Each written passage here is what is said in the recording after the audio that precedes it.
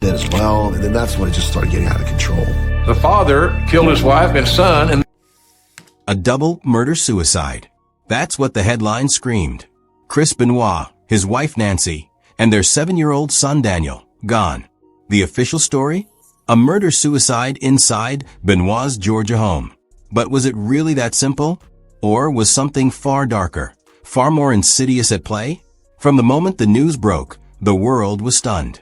One of WWE's top stars, a man hailed as one of the greatest technical wrestlers of his generation, had suddenly become the center of the most horrifying tragedy in wrestling history. Yet here's the truth no one wants to talk about. The story you've been told may not be the full story. What happened inside that house on June 25, 2007, was quickly wrapped up, handed to the press, and buried under a tidy label: double murder-suicide.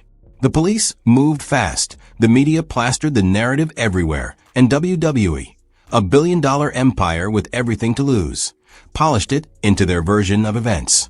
And just like that, the most shocking crime in wrestling history was sanitized for public consumption. Yet even a cursory glance at the reports raises serious questions. The investigation feels unfinished, rushed, almost suspiciously underexplained for something of this magnitude. Could there be more to the Benoit tragedy than what we've been led to believe? Before we get to the scene itself, let's piece together what happened in the days leading up to it. One of the Benoit family's neighbors was Holly Shrepper, who was friendly and close with them and familiar with their routines. She provided 2 different accounts in the case, one verbal, followed by a written statement. In her verbal statement, she described the Friday morning before the murders. On Friday, June 22nd, at 8:30 a.m., Holly saw Chris drop Daniel off at a horseback riding camp he frequently attended during the week, located near Holly's home. She said Chris was driving erratically up the driveway to drop off Daniel. However, her written statement differs slightly.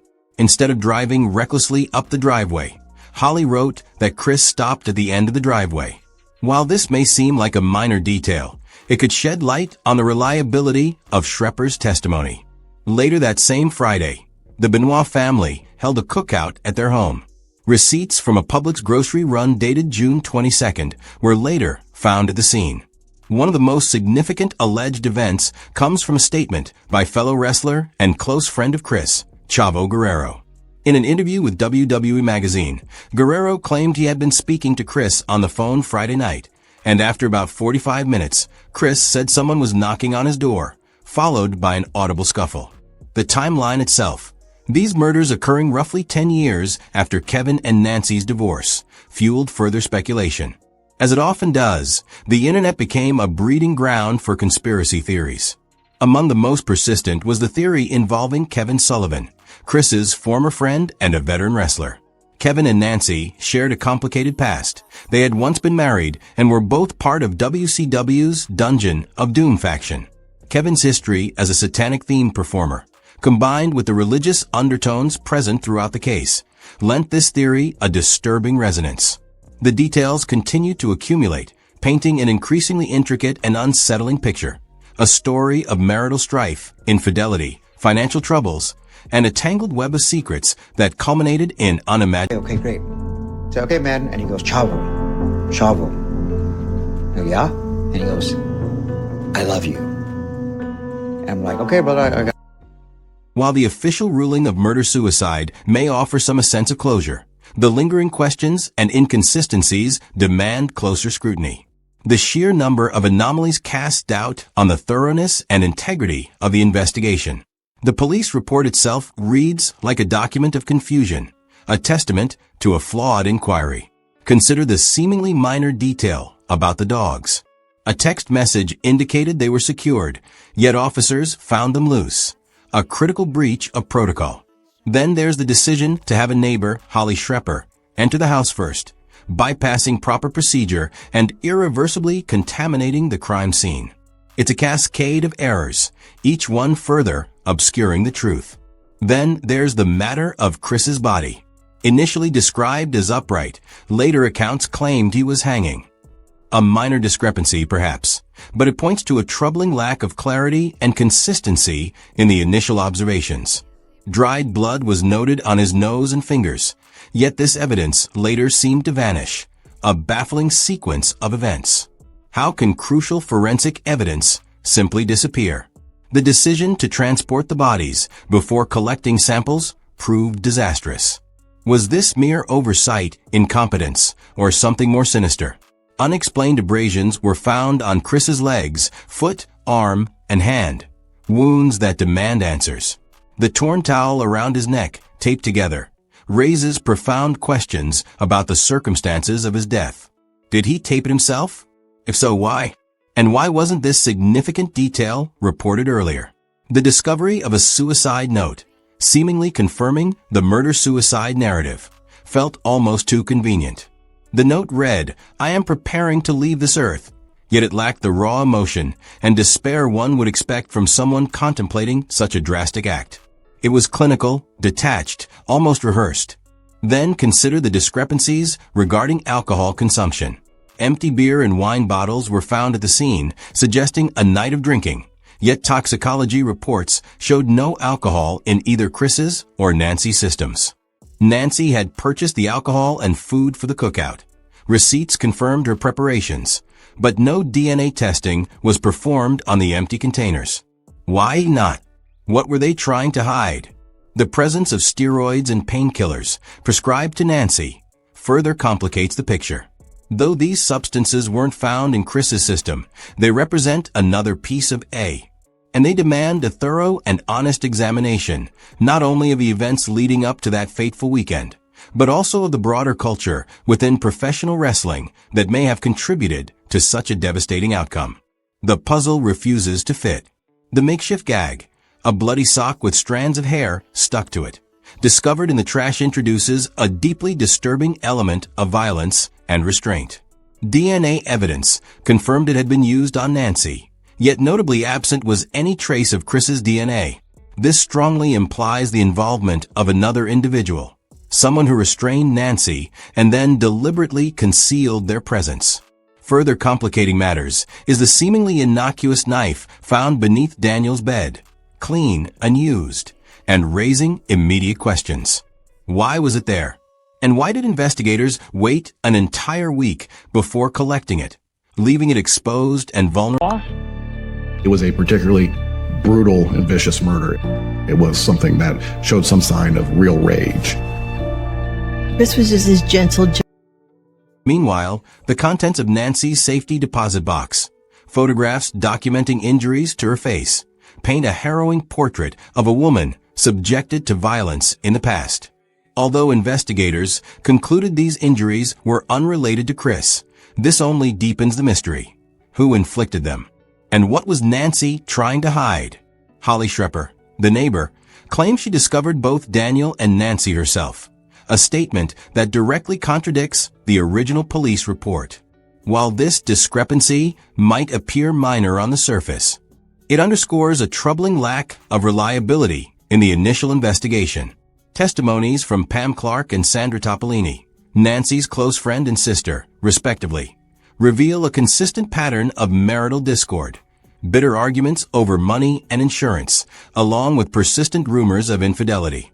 Compounding this, Nancy's documented fear of Chris's alleged affairs, coupled with the discovery of a second, disposable burner phone at the scene, suggests a woman living in a state of constant anxiety and fear.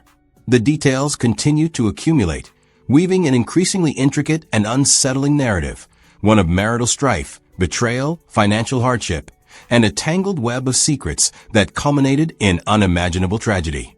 While the official ruling of murder-suicide may offer a semblance of closure for some, the persistent inconsistencies and unanswered questions demand closer scrutiny. The sheer number of anomalies casts serious doubt on both the thoroughness and integrity of the investigation. Perhaps most unsettling is the realization that all these strange, disparate details might actually cohere into a coherent and terrifying explanation. And so we inevitably circle back to the core of this case, Chris Benoit's mental state. It's easy to become lost in theories, conspiracy narratives, and WWE's efforts to control the public story. But the stark reality is this: a man suffering from CTE, chronic traumatic encephalopathy, is not himself. And the implications of that truth are staggering. For years, speculation and conjecture surrounding the Benoit case have been overwhelming, fueled by incomplete information and conflicting accounts. The official narrative, a tragic story of a troubled man succumbing to a sudden, inexplicable breakdown, has largely been accepted. But the release of this newly uncovered footage casts a long, dark shadow over that version of events, compelling us to consider that the truth may be far more complex and far more disturbing. The grainy, fragmented quality of the footage only intensifies the unease. It offers no clear or definitive chronology, but rather fleeting, disjointed glimpses into a chaotic and deeply unsettling reality. We see Chris Benoit interacting with his family, moments that might appear ordinary at first glance, yet an undercurrent of tension is unmistakable. There's a subtle but palpable sense that something is profoundly wrong. His facial expressions are difficult to interpret, a confusing blend of normalcy and barely contained agitation. His gestures are abrupt, his movements hurried, as if he's constantly battling to uphold a fragile facade of composure. Experts who have analyzed the footage have noted a striking absence of genuine emotional warmth. The hugs seem forced, the smiles appear strained. There's a dissonance between his outward actions and the natural expressions of love and affection. And it was from Chris's phone. And it said, the dogs are in the enclosed pool area. And some observers have pointed to minute details, gestures that, taken alone, might seem insignificant, but when viewed collectively, form a deeply troubling portrait. A clenched fist, a rapid blink, a subtle shift in posture. These are the hallmarks of someone wrestling with intense internal turmoil. The implications of this new evidence are profound. It doesn't necessarily rule out the possibility of a tragic mental collapse, but it does force us to re-examine the circumstances that led to the events of June 24th. If, as the footage suggests, Benoit was experiencing escalating anxiety and psychological instability, what triggered this deterioration? What factors drove his downward spiral? And critically, could those warning signs have been recognized and addressed before it was too late? CTE, chronic traumatic encephalopathy, is now central to this conversation. The repeated head trauma inherent in a professional wrestling career undoubtedly inflicted lasting damage on Benoit's brain. While the precise relationship between CTE and his behavior remains an active area of research, mounting evidence indicates that CTE can manifest through a spectrum of psychological symptoms, including aggression, impulsivity, depression, and paranoia. Could CTE have intensified pre-existing mental health conditions, ultimately pushing Benoit past his breaking point? Professional wrestlers operate under relentless pressure to perform, to entertain, to endure. They're expected to embody larger-than-life personas, strength, charisma, athleticism.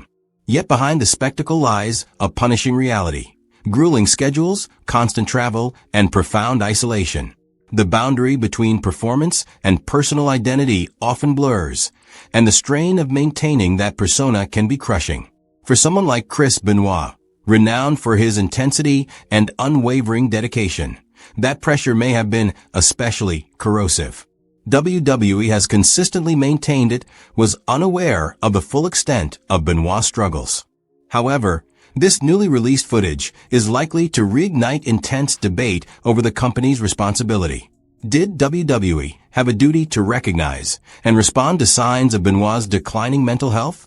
Were red flags overlooked or dismissed? Could a more proactive, compassionate approach have averted this tragedy? These are difficult questions, and they demand a thorough and an honest examination. The timing of the footage's release is also significant. It arrives at a moment when calls for greater athlete safety and mental health support within WWE are growing louder. For years, critics have pointed to inadequate protocols for protecting wrestlers from the physical and psychological dangers inherent in the profession. The Benoit tragedy served as a stark reminder of the potential consequences, but it didn't necessarily lead to meaningful change. The release of this new evidence adds urgency to the conversation and reinforces the need for immediate action. The significance of the new footage extends beyond the immediate tragedy, pointing to systemic issues within the professional wrestling industry. The culture of silence, the pressure to perform at all costs, and the lack of adequate mental health support. All these factors contribute to a precarious environment for athletes. The industry bears a responsibility to create a more supportive and sustainable ecosystem, one that prioritizes the well-being of its performers above. Taking a little longer than I thought it should take, but then she came running out the door screaming that Daniel's dead. The emotional toll on the families involved, both directly and indirectly, is immeasurable. Chris and Nancy Benoit's children have been forced to live under a cloud of tragedy and public scrutiny. The weight of that burden is almost unimaginable. The release of this new footage only intensifies their pain, forcing them to confront the most intimate and disturbing details of their family's history. Compassion and support from the community are essential to their healing and recovery. It's important to remember that this new footage is not a definitive explanation of what transpired on June 24th. It is merely one piece of a complex puzzle, a fragment of a larger truth that remains elusive. Yet it does offer a fresh perspective, an opportunity to reconsider the prevailing narrative and ask new questions. It compels us to look beyond the surface and delve deeper into the underlying factors that contributed to the tragedy. The responsibility for uncovering the full truth falls on a range of stakeholders: investigators, journalists, legal professionals, and WWE itself. A collaborative effort, driven by transparency and a commitment to accountability, is essential to achieving a complete understanding of what happened. The families deserve closure. The wrestling community deserves answers. And Chris Benoit's legacy demands a thorough and honest examination. Ultimately, the goal is not simply to assign blame or satisfy morbid curiosity. It is to learn from the past, prevent similar tragedies in the future, and create a more compassionate and sustainable environment for professional athletes. The release of this new footage provides a unique opportunity to do just that, a chance to confront uncomfortable truths, challenge established narratives, and build a better future for the wrestling community. The lasting impact of the Chris Benoit tragedy extends far beyond professional wrestling. It serves as a cautionary tale about the importance of mental health awareness, the dangers of unchecked ambition, and the fragility of human nature. It reminds us that even the strongest and most successful individuals may be battling internal demons. And it compels us to reach out to those who suffer, to offer support and understanding, and to create a world where everyone feels safe and valued. The meticulous examination of this new footage, however difficult, is not merely an exercise in forensic analysis. It is an act of remembrance, a tribute to the victims, and a pledge to prevent future tragedies. Each frame, each subtle expression offers a glimpse into a fractured reality, urging us to question the established narrative and seek a more complete understanding of what unfolded on that fateful day. The collective responsibility to uncover the truth rests upon all who seek justice and strive for a more compassionate and enlightened world. The release of this footage isn't just about revisiting a tragic event. It's a stark reminder of the human cost of unchecked ambition, the critical need for mental health awareness, and the vulnerability even of the most celebrated figures. As we grapple with these fragmented images and the questions they provoke, we must ask ourselves, can we truly understand a tragedy without confronting the uncomfortable truths it reveals? And perhaps more importantly, what responsibility do we bear to ensure that the echoes of Chris Benoit's story do not fade into silence, but instead compel us to build a safer, more compassionate world for those who risk everything in